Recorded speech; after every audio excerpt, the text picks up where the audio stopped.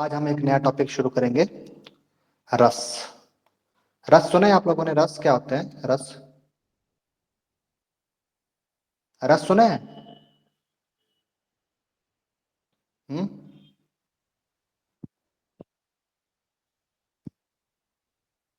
एक तो आप लोग रिप्लाई नहीं करते हैं। कल हम मुहावरे पढ़ रहे थे, किसी ने रिप्लाई नहीं किया। मैं अकेला बोल जा रहा था। जल्दी जल्दी स्पीकर ऑन कर लिया करो ना, क्या हो गया? क्या मैं हम्म क्यों नहीं करते आप लोग रिप्लाई? बताएगा मुझे कोई क्या? हम्म।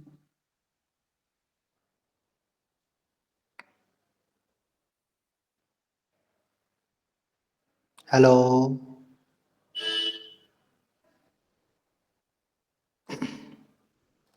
चलो ठीक है, कोई बात नहीं, रहने दो। तो आज हम करेंगे आपके रस। ठीक है, रस। तो रस शब्द जो है वो रस धातु और अच प्रत्यय से मिलकर जो है वो बना है। ठीक है। तो संस्कृत में जो है वो संस्कृत बाढ़ में जो है रस की उत्पत्ति हुई है। और रसते इति रस मतलब आस्वाद अथवा आनंद। रस का मतलब होता है स्वाद अथवा आनंद। मतलब जब भी आपकी चीज का जो है वो स्वाद महसूस करते हैं, आनंद महसूस करते हैं, वो होता है आपका रस। ठीक है। तो रस का जो शाब्दिक अर्थ है वो काव्य की भाषा में क्या होता है? आनंद। ठीक है। काव्य को पढ़ने या सुनने चिंतन करने से जो हमें आनंद मिलता है, जो अनुभव होता है हमें, अच्छा बुरा चाहे जैसा मर्जी अनुभव हो। ठीक है। मतलब काव्य को पढ़ने से, सुनने से, अनुभव करने से, है ना, तो उससे हमें जो भी चीजें फील होंगी वो क्या कहलाएंगी? आपकी रस। ठीक है।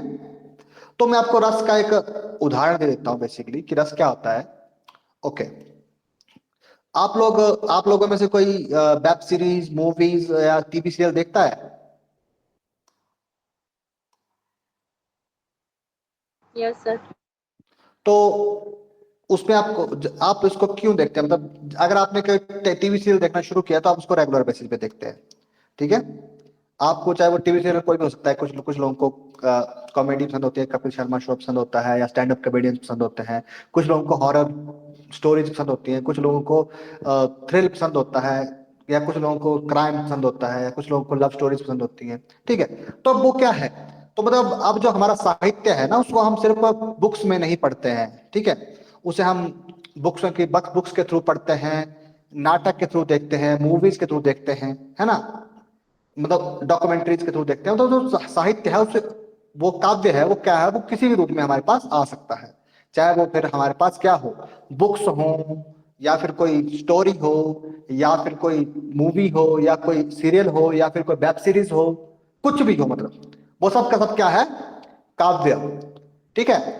तो उस काव्य को देख कर, पढ़ कर, सुनकर, अनुभव करके जो आपको फीलिंग होती है ना, बेसिकली वो आपका क्या कहलाता है? रस। अब जैसे एक मूवी आप देखते हैं, तो उस मूवी में हर करेक्टर को देख के आपको सेम फीलिंग आती है क्या? है? मूवी में जो करेक्टर होते हैं, उनको, सारे करेक्टरों को देख के आपको सेम फीलिंग आती है?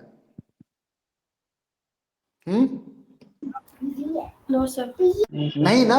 अब कुछ लोगों को जो हीरो होता है, वो अगर लड़कियों की बात करें तो उनको हीरो उनको अच्छे लगते हैं कि हाँ ठीक है। अगर लड़कों की बात करें तो वो क्या होता है, उनको फीमेल जो आपका लीड रोल है उनको वो पसंद आता है कि हाँ ठीक है जी, फलानी मूवी लगी है ना।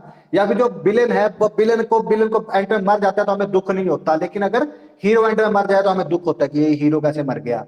ठीक है। या फिर मतलब कुछ हीरो के साथ कुछ भी गलत हो रहा है तो हमें बुरा फील होता है, विलेन के साथ कुछ गलत होता है तो हमें अच्छा फील होता है। अब क्या है? अब वो रस है, मतलब कि हम किसके साथ हमारी सिंपैथी है, किसके साथ हम पक्ष में है, किसके विरोध में हम बात कर रहे हैं, वो सब क्या है? आपका एक रस है कि हम किसके लिए क्या फील कर रहे हैं। विलेन के लिए हम बुरा फील कर रहे हैं, इसलिए हमें उसका बुरा पार्टी दिखेगा, हम उसको चाहेंगे कि वो मर जाए, या फिर चाहेंगे कि वो हार जाए। अब हीरो को अगर दो दो थप्पड़ पड़ जाए, हमें लगता है कि नहीं यार ये पिट रहा है ना। लेकिन अब जैसे क्रिकेट है, वो क्रिकेट में भी हमें अब क्रिकेट को भी हमें एक काव्य मान के चल सकते हैं कि अगर इंडिया पाकिस्तान का मैच चल रहा हो तो हमें लगता है ना कि इंडिया वालों को अगर 100 रन बनाए तो हमें लगता है कि इन्होंने 100 क्यों बनाए, 150 बना रहे थे, 200 क्यों बनाए इन लोगों ने, ये खेलते क्यों नहीं ढंग से, है ना, इनको इतने पैसे दे रहे हैं, खेल नहीं रहे हैं, है ना। अभी पीछे से जब वर्ल्ड कप हारे, जब हम लोग अभी तो जीत गए, लेकिन इससे पीछे हम हारे तो हमने क्या बोला कि इनको इतने इनका खर्चा हो रहा है, इनके ऊपर इतना खर्चा करने वाले लोग, ये लोग खेल नहीं रहे हैं, इन्होंने सारे टीम ने लवादा कर दिया, ये कर दिया, वो कर दिया ना। तो वैसा हुआ। तो अब अगर अपोजिट टीम उस टाइम हार जाती तो हमें क्या लगना था, हमें खुशी हुई थी कि अगर ये अपोजिट टीम अगर दो रन पे भी आउट हो जाए तो हमें खुशी होती है कि पहली विकेट मिल गई। लेकिन अगर अगर अपनी टीम का प्लेयर अगर 60-70 रन बना के भी आउट होगा तो हमें लगेगा बुरा कि यार 100 क्यों नहीं मार दिया इसने, ये ढंग से क्यों नहीं खेलता है। ये शॉट जब इसे 2 चौके मार लेते इस वाले ओवर में तो तीसरा मारने की ये जरूरत थी, है फालतू में कैच करवा दिया, है ना। या ढंग से ध्यान ध्यान का है इस बंदे का, ये क्या कर रहा है, ऐसे क्यों खेलता है ये। तो मतलब हम अपने अपने जो है वो कमेंट पास करते हैं, अपने अपनी ऑब्जर्वेशन देते हैं, क्यों, क्योंकि हमें उस चीज में रस है, हम उस चीज के साथ मेंटली अटैच हो जाते हैं। अब रस रस आनंद तभी हमें तभी महसूस होता है जब हम किसी किसी चीज के साथ मेंटली अटैच होते हैं। अगर हम किसी चीज का किसी काव्य के साथ मेंटली अटैच नहीं हो पाए तो हमें उसमें कोई भी रस नहीं आता, है ना। जैसे कुछ किताबें होती हैं जिनको हम कभी नहीं पढ़ पाते, क्यों, कुछ किताबों को हम नहीं पढ़ पाते, क्यों नहीं पढ़ पाते किसी किन्हीं किताबों को हम, कोई बताएगा मुझे।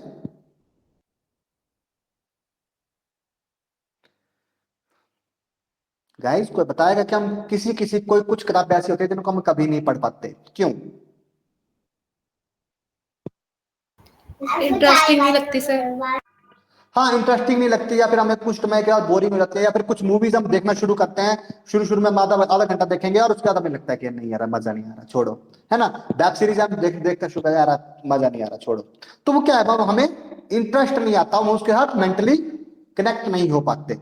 तो रस जो है वो आपके मेंटल कनेक्शन के ऊपर डिपेंड करते हैं, ठीक है। मतलब कि आपके जो काव्य में पढ़कर सुनकर चिंतन करके देख कर जो भी हमें अनुभव होता है वो ही आपका क्या कहलाता है, बेसिकली रस। तो रस समझ आ गया होता क्या है,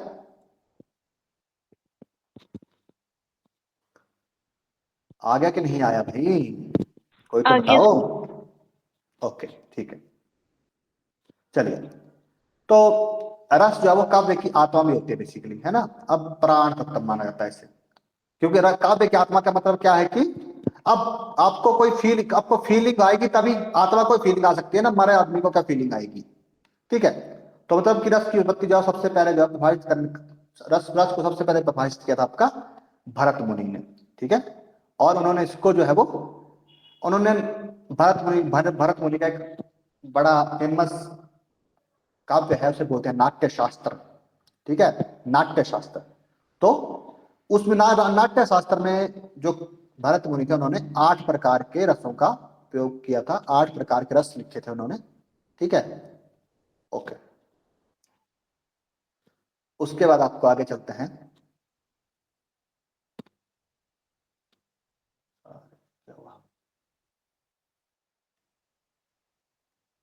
हाँ, तो काव्य की आत्मा होती है, और भरत मुनि ने सबसे पहले जो है वो रसों के बारे में हमें बताया था, ठीक है। और उनका एक प्रसिद्ध ग्रंथ है नाट्य शास्त्र, जिसमें उन्होंने 8 प्रकार के रसों का वर्णन किया था, ठीक है। ओके, अब रसों को, जितने भी आपके रस होते हैं उनके 4 मुख्य अंग होते हैं, ठीक है। रस जो है वो 4 मुख्य अंग होते हैं। सबसे पहले होता है स्थायी भाव, विभाव, अनुभाव और व्यभिचारी अथवा संचारी भाव, ठीक है। मतलब कोई भी फीलिंग है वो इन 4 पिलरों पे खड़ी है, ठीक है। आपको कोई भी फीलिंग आएगी वो इन 4 पिलरों के ऊपर ही आएगी, क्या आपको स्थायी भाव होगा, विभाव होगा, अनुभाव होगा और संचारी भाव होगा, ठीक है जी। यहां तक लग गया पता, यहां तक लग गया पता कि कोई फीलिंग जो है, कोई भी रस जो है वो सिर्फ इन 4 भागों पर डिपेंड करेगा, आपका स्थायी भाव पे, विभाव पे, अनुभाव पे और संचारी भाव पे, ठीक है। ओके, तो पहले हम इन चारों को धीरे धीरे करके एक्सप्लेन कर देते हैं, फिर आपके आगे बात करेंगे। तो स्थाई भाव का मतलब क्या होता है? स्थाई, स्थाई का मतलब क्या होता है? स्थाई का मतलब होता है जो प्रधान भाव है, ठीक है, प्रधान भाव मतलब जो स्थाई है। बेसिकली स्थाई का मतलब क्या होता है? जो मतलब कि जो चीजें हैं जो है वो परमानेंट है, जो चीजें स्थाई है, परमानेंट चीज जो बोलते हैं स्थाई, कि जो कभी चेंज नहीं हो सकती, ठीक है। स्थाई भाव, स्थाई का मतलब होता है जो परमानेंट इनबिल्ट हमारे अंदर है, ठीक है। अब जैसे क्रोध है, क्रोध है, रोना है, हंसना है, डरना है, या फिर कुछ भी है, तो ये क्रोध, रोना, हंसना, डरना, ये कौन से भाव है? ये बेसिकली आपके स्थाई भाव है, स्थाई, ठीक है। ये आपके अंदर क्या आते हैं? इनबिल्ट आते हैं, है ना। आपने रोना सीखा है कहीं से आपने, या फिर हंसना सीखा है आपने, क्रोध करना सीखा है कहीं से आपने, या फिर डरना आपने कहीं से सीखा है?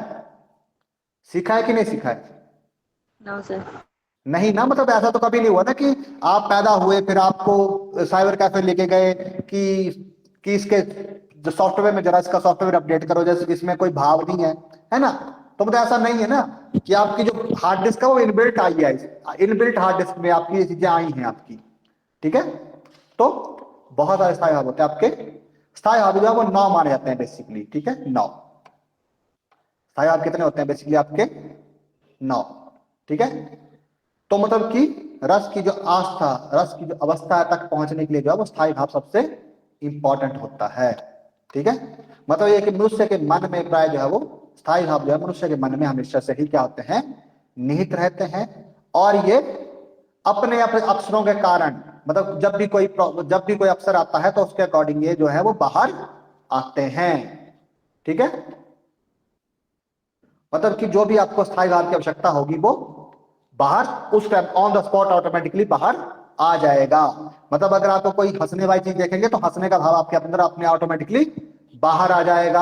अब आपको कोई किसी ने आपको 2 चांटे मार दिए तो रोने का भाव आपके अंदर ऑटोमेटिकली बाहर आ जाएगा। थोड़े से आप स्ट्रांग है तो आपको, अगर आपके पापा ने चांटे मारे तो रोने का भाव आ जाएगा, या आपके छोटे भाई ने आपको पीटा है तो आपके अंदर गुस्से का भाव आ जाएगा, है ना। तो मतलब वो अब चांटे तो बराबर ही बचे है ना, चाहे छोटा भाई मारे चाहे पापा मारे, लेकिन भाव अलग अलग आएगा। अब पापा को तो आप पलट के जवाब दे रहे हैं तो आप क्या करेंगे? रोना शुरू करेंगे, आपके अंदर रोने का भाव आएगा। लेकिन अगर छोटे भाई ने पीटा या छोटी बहन ने पीटा है, बड़ी बहन ने पीटा है, तो क्या करेंगे हम? गुस्से का भाव आएगा, ना कि रोने का भाव, है ना। तो पिटाई तो सेम ही हो रही है ना, दर्द तो सेम ही हो रहा है, कोई फर्क नहीं है, लेकिन भाव अलग अलग आ रहा है। अगर किसी चीज को देख के डर लगा, अंधेरे में कईयों को डर लगता है तो कईयों में वो डर का भाव उत्पन्न हो जाता है ऑटोमेटिकली, ठीक है। तो ये होता है स्थायी भाव की, मतलब अकॉर्डिंग टू सिचुएशन क्या चल रहा है आपकी जिंदगी में, कैसा आप फील कर रहे हैं, वो भाव आपके अंदर जो है वो ऑटोमेटिकली आ जाता है, वो बाहर निकलता है ऑटोमेटिकली, ठीक है। कि हम आपके अंदर भाव दबे हुए हैं, वो जब भी जरूरत होगी तो आपका दिमाग उस भाव को बाहर निकाल के रख देगा कि ये लो पकड़ो, इस भाव को पकड़ो, ठीक है। तो वो होता है आपका स्थायी भाव, ठीक है। तो पहले जो था वो जब स्थायी भावों की संख्या 9 मानी जाती थी, है ना, लेकिन हमारे जो रस है वो भी कितने हैं? 9 ही हैं, ठीक है। इसे इन्हें जो है नवरस कहा जाता था, अभी भी नवरस ही कहते हैं। लेकिन बाद में कुछ आचार्य हुए, है ना, तो उन्होंने जो है 2 भाव जो है वो और ऐड किए हैं, ठीक है, जिसमें बात्सल्य रस है और एक जो है वो भक्ति रस है। तो अब बेसिकली 11 रस हो गए हमारे पास, पहले कितने थे? 9, अब कितने हो गए हैं? 11। तो मतलब अब स्थायी भाव भी कितने होते हैं? 11, और हर स्थायी भाव के साथ एक रस आता है, ठीक है। मतलब हर स्थायी भाव के साथ एक रस आता है। तो स्थायी भाव कितने हैं हमारे पास? कितने हैं? सर 11। 11 है, और हर स्थायी भाव के साथ एक रस आता है, ठीक है। ओके, तो स्थायी भाव समझ आ गया आप लोगों को क्या होता है? स्थायी भाव मतलब जो ऑटोमेटिकली आपके अंदर है, ठीक है, समझ आ गया। ओके, चलिए हम एक सिस्टम क्रिएट कर देते हैं स्थायी भाव के लिए, मतलब हम एक सिनेरियो क्रिएट कर देते हैं आप लोगों के लिए, उसके साथ आपको चीजों को रिलेट करते रहिएगा आगे से आगे, ठीक है। तो ये हम हैं, ठीक है, ये एक इंसान है, और ये एक शेर है, ठीक है, ये शेर है, ये शेर हो गया और एक ये हो गया इंसान। ठीक है, तो ये दो चीजें हैं। अब आप किसी जंगल से जा रहे हैं, एक स्टोरी सुनाते हैं, एक स्टोरी क्रिएट करते हैं हम लोग। आप किसी जंगल से जा रहे हैं और आपके सामने शेर आ गया, तो आपके मन में कौन सा भाव उत्पन्न हुआ है अभी आपको शेर को देखकर? सर डर। डर का भाव उत्पन्न हो गया आपके अंदर। ठीक है, तो डर क्या है आपका? स्थायी भाव। ठीक है, स्टोरी इतनी इतनी समझ आ गई। स्टोरी स्थायी भाव, डर का स्थायी भाव उत्पन्न हो गया आपके अंदर। ठीक है, ओके। अब स्थायी भाव हो गया हमारे पास, हमने डर गए हम लोग। ठीक है, उसे आता है आपका विभाव, कि साहित्य में वह कारण जो आश्रय में भाव जागृत या उद्दीप्त करता हो। मतलब स्थायी भाव को उद्घोषक कारक को जो है वो विभाव कहते हैं। ठीक है, मतलब कि विभाव मतलब क्या? विभाव होता है ये। शेर क्या है आपका? विभाव है। शेर क्या है? विभाव, जिसकी वजह से आपके मन में डर का भाव उत्पन्न हुआ है। ठीक है, विभाव पता चल गया क्या होता है? जिसकी वजह से आपके अंदर भाव उत्पन्न होता है। विभाव लग गया पता?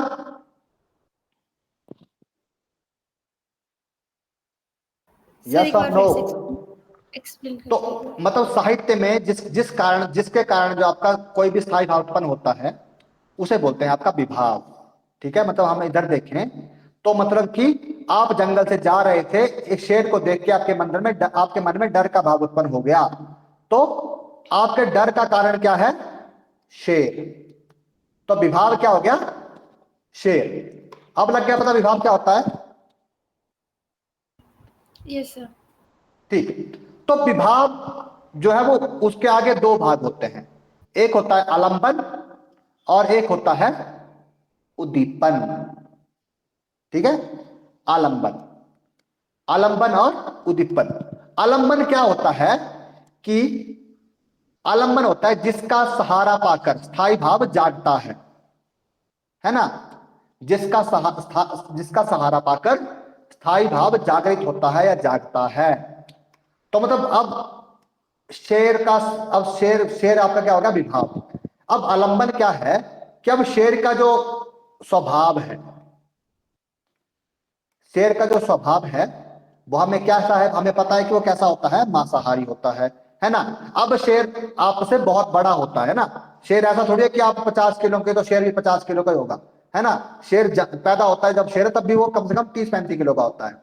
तो अगर वो शेर अगर फुल फ्लैज शेर हो, बड़ा सा एंड अपना जवान शेर हो, तो वो 100-200 किलो का भी हो सकता है।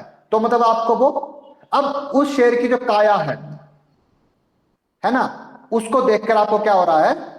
मन में आपके अंदर वो डर पैदा हो रहा है। अब आपके अंदर एक छोटा सा कुत्ता आ जाए, अगर आप शेर की जगह हम कुत्ता रख ले, अगर यहां पे शेर की जगह हम कुत्ता रख ले, तो छोटा कुत्ता आ जाए तो आपके मन में क्या भाव उत्पन्न होगा?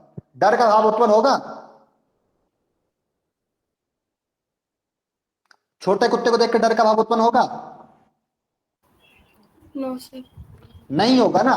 लेकिन अगर बड़ा कुत्ता आ जाए, जिसके बड़ा सा कुत्ता, मतलब 100 किलो का, जैसे जो खाने वाले कुत्ते होते हैं ना, जैसे मुझे इनके नाम नहीं पता, ज्यादा कुत्तों के बारे में मुझे नॉलेज नहीं है मुझे, तो मतलब बड़ा सा कुत्ता हो जाता है। कुत्ते होते हैं ना जो खाने पड़ते हैं एकदम से ही, तो उनको देख के तो आपका डर का भाव उत्पन्न। अब वो बड़ा सा कुत्ता, बड़ा सा शेर आपके सामने आ गया है ना? तो आलंबन क्या है? मतलब जिसका आलंबन होता है, जिसका सहारा पाकर जो है वो स्थायी भाव उत्पन्न हो रहा है। ठीक है, मतलब उसका साइज। अब उद्दीपन। उद्दीपन क्या होता है कि जिन वस्तुओं या परिस्थितियों को देखकर स्थायी भाव उद्दीप्त होने लगता है। ठीक है, मतलब अब आप मतलब कहानी ये है कि आप जंगल से जा रहे थे, शेर आपके सामने आ गया, आपके मन में क्या भाव उत्पन्न हो गया? डर का। हो गया भाव उत्पन्न? हो गया? नहीं हुआ?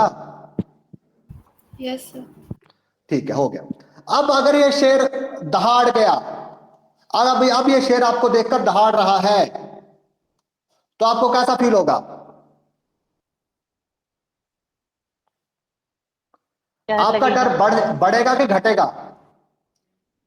बढ़ेगा। बढ़ेगा। लेकिन अगर ऐसा हुआ कि ये शेर आपको देखकर दहाड़ा नहीं, आपको देखकर इसने परे को मुंह कर लिया, इधर को चल पड़ा, तो क्या होगा, डर कम। है ना, कि थोड़ा सा इधर को गया तो डर डर थोड़ा सा कम हो गया, यहां जैसे पहुंच गया शेर, डर और कम हो चुका है, यहां जैसे पहुंच गया है तो अब आपका डर लगभग लगभग समाप्त हो चुका है ना। मतलब उद्दीपन क्या होता है कि जो आपका मतलब जो आपका स्थायी भाव है, आलंबन है, उसमें बढ़ोतरी हो रही है, घट रहा है वो, मतलब कि वो जो आपके जो स्थायी भाव में या आलंबन में क्या हो रही है, बढ़ना या घटना, मतलब उसका टेम्परेचर ऊपर की तरफ जा रहा है या नीचे की तरफ जा रहा है, वो किस पर डिपेंड करता है, उद्दीपन पर। ठीक है, तो आलंबन और उद्दीपन लग गया पता क्या होता है, यस सर। सबको लग गया पता कि फिर से एक्सप्लेन करूं। सर कर दो फिर से एक्सप्लेन। ओके, तो मैंने विभाग बताया कि जो कारण क्या है, तो कारण आपका शेर है ना। अब आलंबन होता है कि अब शेर को देख के आपको डर क्यों लगा, मतलब शेर का साइज देखा आपने, बहुत बड़ा शेर था, है ना, आपको लगा कि आपको पता है कि आपके जंगल में शेर है और आप उसको पता है, आपको पता है कि वो 3-4 बकरियां भी खा चुका है, गांव के सारे कुत्ते उसने उठा लिए हैं, तो मतलब आपको जो मन में जो भाव, अब उसको देख आपको आपके सामने है तो वो आपके मन में आपका भाव डर का, ठीक है, तो वो हो गया आलंबन की सहारा क्या था उसका, मतलब जिसको आपके जो आपने जो बातें सुनी थी, आपको शेर के बारे में जो नॉलेज थी, उसने आप उसने आप उसके आप उसने आपके डर को सहारा दिया कि वो ऊपर की तरफ जाए। ठीक है जी, समझ आ गया यहां तक, ठीक है, यस सर। ओके। फिर ये सहारा मिल गया, अब क्या हुआ कि वो शेर आपको देखकर दहाड़ गया, वो शेर आपको देखकर क्या हो गया, दहाड़ गया, तो आपका डर और बढ़ गया कि ये पहले तो आशंका थी कि इसने मुझे देखा है कि नहीं देखा, क्या पता बच जाऊं, लेकिन अब आपको देख के दहाड़ भी गया वो शेर, तो अब उसका अब आपका डर जो है वो और बढ़ गया है। ठीक है, अब आपको जो है वो और डर लग चुका है, लेकिन अगर वो शेर आपको देखकर परली तरफ चला गया, उसका मन नहीं था आपको खाने का या आप उसको पसंद नहीं आए, तो अब जितने जितने दूर वो जाता जाएगा वैसे वैसे आपका डर कम होता जाएगा। तो ये होता है आपका आलंबन और उद्दीपन। यहां तक समझ आ गया,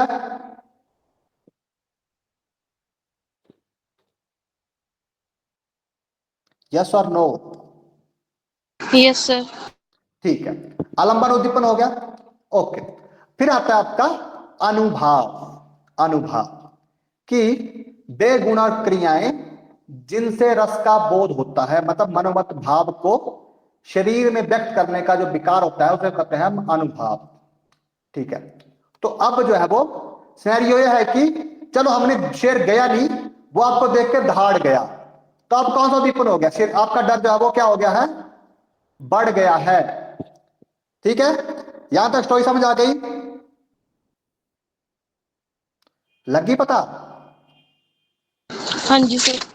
ओके, अब आपके शरीर में क्या बदलाव होंगे, अगर आप शेर आपको देख के दहाड़ गया तो आपके शरीर में क्या बदलाव होंगे, आपको पसीना आ सकता है, आपके हाथ पैर कांपने शुरू हो जाएंगे, आपकी आंखों से पानी आना शुरू हो जाएगा, आपको जो है आपकी जिंदगी के जितने भी पाप पुण्य सब याद आ जाएंगे, भगवान को याद करना शुरू कर देंगे आप, और क्या हो सकता है आपका, आपके जो है वो, है ना, और क्या क्या हो सकता है भाई बताओ जरा मुझे, आपके होंठ सूखने शुरू हो जाएंगे, है ना, आपको पसीना आ जाएगा, है ना, आप आपके हाथ पैर जो कांपने लग पड़ेंगे, आंसू आ जाएंगे आपके मुंह, है ना, आपके मुंह का रंग उड़ जाएगा। ठीक है, तो मतलब क्या है कि अनुभव बेसिकली क्या होता है कि जो स्थायी भाव और विभाव है उसके कारण आपके शरीर में क्या परिवर्तन हो रहे हैं, वो होते हैं आपके अनुभाव। ठीक है, लग गया पता अनुभाव क्या होते हैं?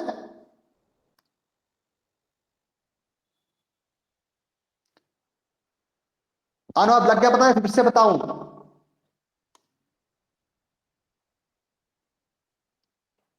अनुभव होता है बेसिकली आपके कि आपके किसी भी भाव, जो भी भाव आपके मन में उत्पन्न हुआ है उसके बाद आपके शरीर में क्या परिवर्तन होते हैं। ठीक है, आपको डर लग रहा है तो आपके पसीना आ जाएगा, रोना शुरू कर देंगे, आपकी आंखों से पानी आ जाएगा, आप सिर से पैर तक आपके हाथ पैर कांपने शुरू हो जाएंगे, आपकी जुबान लड़खड़ाना शुरू हो जाएगी। तो ये होते हैं आपके अनुभव। तो अनुभव समझ आ गया? आगे चलें? Yes, sir. ठीक है। फिर आते हैं आपके संचारी या फिर अव्यभिचारी भाव।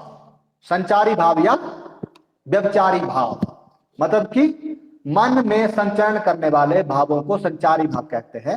ये भाव पानी के बुलबुलों के समान उठते हैं और विलीन हो जाने वाले भाव होते हैं। ठीक है, ये बेसिकली होते हैं आपके 33। तो क्या है कि हम जंगल से जा रहे थे, आगे शेर आ गया और शेर ने हमें देख लिया और शेर हमें देख के दहाड़ गया, हमारा डर बढ़ चुका है। अब हम जो है वो रोना शुरू कर दिया है, हमारी आंखों हमारे हाथ पैर कांप रहे हैं, पसीना आ रहा है और हमारा जो शरीर है वो अब चलना बंद हो चुका है, हम चीख भी नहीं पा रहे, हम रो रहे हैं लेकिन हमारे गले से आवाज नहीं आ रही है बाहर। ये हो चुका है ना, यहां तक हो गया? Yes, लेकिन अभी भी एक चीज है जो अभी भी चल रही है, वो है आपका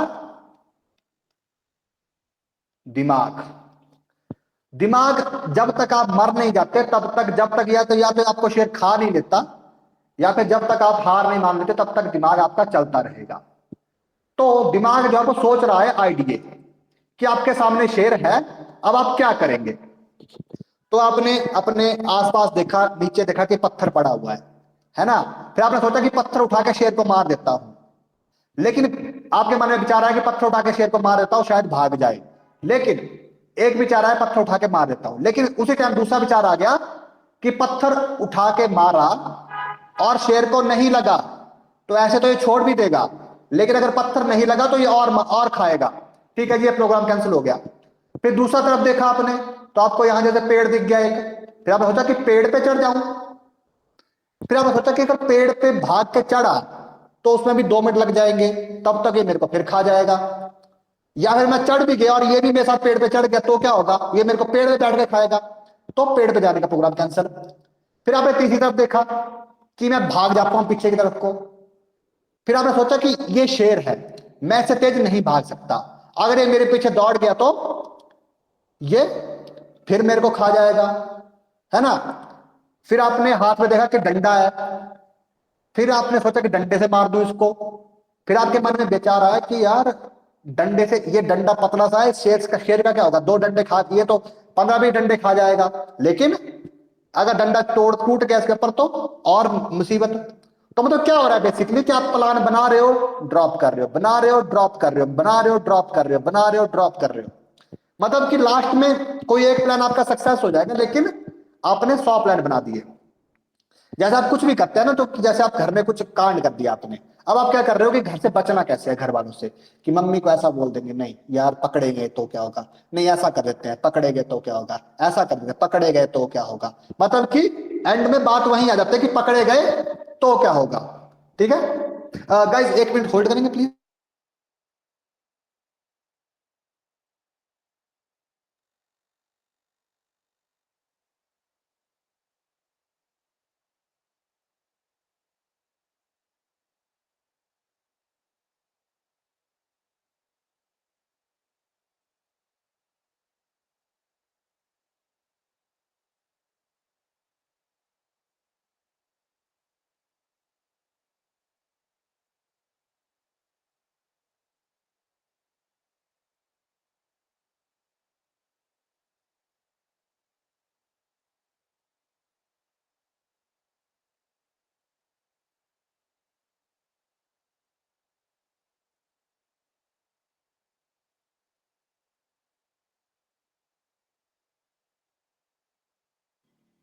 hello guys, am I audible? Yes, sir. हाँ, तो मतलब क्या हो चुका है कि आप प्लान बना रहे हैं और ड्रॉप कर रहे हैं। तो मतलब कि यहाँ पे क्या लिखा है कि भाव जब पानी के बुलबुलों के समान उठते हैं और विलीन हो जाते हैं। एक विचार आ रहा है और आप उसको खारिज कर दे रहे हैं, दूसरा विचार आ रहा है, दूसरा खारिज हो रहा है, तीसरा विचार आ रहा है, तीसरा खारिज हो रहा है। मतलब आपके मन में कुछ ना कुछ चला हुआ है, दिमाग आपका काम कर रहा है कि मैं भाग जाता हूँ, पेड़ पे चढ़ जाता हूँ, पत्थर मार देता हूँ, कुछ ना कुछ तो करना है आपने, बचना है आपने किसी तरह से। मतलब आपका दिमाग जब तक चल रहा, जब तक जिंदा है तब तक हार नहीं मानेगा। तो मतलब आपको संचारी भाव समझ आ गए कि क्या होते हैं।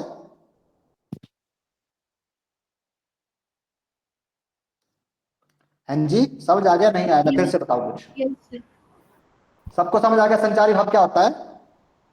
जी सर। किसी को डाउट? No sir. तो बेसिकली ये चार भाव होते हैं आपके, ठीक है। आपके स्थायी भाव जो आपके मन में ऑटोमेटिकली चल रहा है, दबा पड़ा है। अब विभाव हो गया मतलब आपका जिस कारण की जिसकी वजह से आपका ये स्थायी भाव जागृत हुआ है, ठीक है। अब अनुभाव है कि आपके शरीर में क्या परिवर्तन होंगे स्थायी भाव के कारण। परिवर्तन वो भी हो सकते हैं कि आप हंस रहे हैं तो आप, अगर अब देखिए, अगर हम, ये तो हमने डर का भाव ले लिया। अगर आप हम क्या है आपके, अब आप कपिल शर्मा का शो लगा लीजिए जरा यहां पे, है ना। हमने यहाँ पे शो लगा रखा है कपिल शर्मा का, और यहाँ पे हम सब बैठे हुए हैं, बहुत सारे लोग। अब आपके मन में कौन सा भाव उत्पन्न हो रहा है?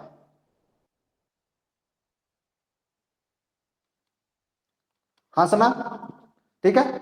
इसका विभाव क्या होगा? इसका विभाव क्या होगा? कपिल शर्मा का शो, ठीक है। लग गया पता? Yes sir. अच्छा, अब इसका जो आपका जो है वो आलंबन क्या होगा? आलंबन। अब कपिल शर्मा के शो में बहुत सारे कैरेक्टर है, 1 2 3 4, है ना। अब सबको सारे पसंद नहीं होते।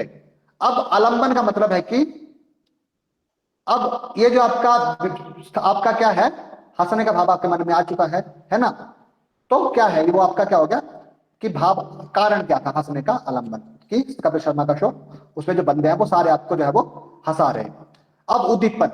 अब कोई एक कैरेक्टर है जो आपको बहुत पसंद है, कईयों को वो औरत पसंद है ना, कईयों को वो है ना बूढ़ी और नानी पसंद है, कईयों को वो कपिल शर्मा पसंद है, कईयों को कपिल शर्मा का वो अंकल वाला रोल पसंद है, कईयों को वो क्या बोलते हैं उसको, मतलब बहुत सारे मुझे याद नहीं है। तो अब जब आपके पसंद का करेक्टर आएगा तो आपके स्थायी भाव में क्या हो जाएगा? उद्दीपन। मतलब वो बढ़ जाएगा ना। उद्दीपन मतलब कि स्थायी भाव में क्या हो रहा है, बढ़ रहा है कि कम हो रहा है? तो उद्दीपन का मतलब है कि अगर आपके पसंद का करेक्टर आपको दिख गया, उसने अच्छे जोक सुनाए आपको, उस अच्छी बातें बताई आपको, मतलब अच्छा हंसने वाली बातें बताई, तो आपका जो स्थायी भाव है वो क्या होगा? बढ़ जाएगा। अगर उसके जोक पिसड्डी निकले, आपको पसंद नहीं आए, पुअर जोक मारे उसने, तो भी क्या होगा? आपका स्थायी भाव क्या हो जाएगा? कम हो जाएगा, ठीक है। तो विभाव हो गया आपके अंदर, हो गया।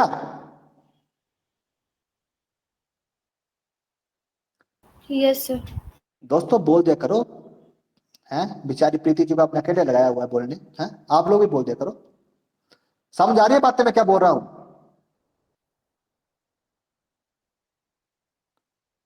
तो क्या हो गया कि हंसने का भाव आ गया आपके अंदर, ठीक है।